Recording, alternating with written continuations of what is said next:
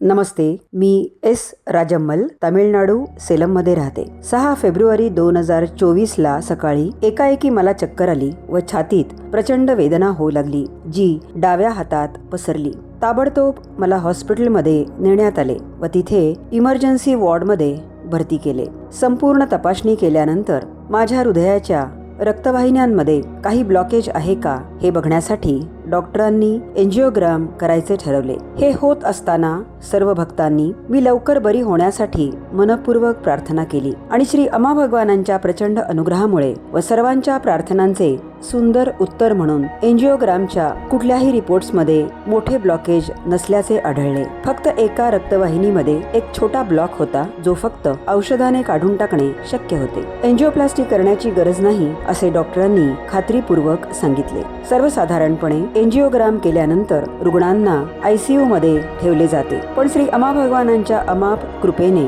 प्रक्रियेनंतर मला लगेच सामान्य वॉर्डमध्ये ठेवले. आता त्यांच्या दिव्य आशीर्वादांनी माझी तब्येत सुधारत आहे. ह्या अद्भुत चमत्कारासाठी कोटी कोटी धन्यवाद श्री अमा भगवान.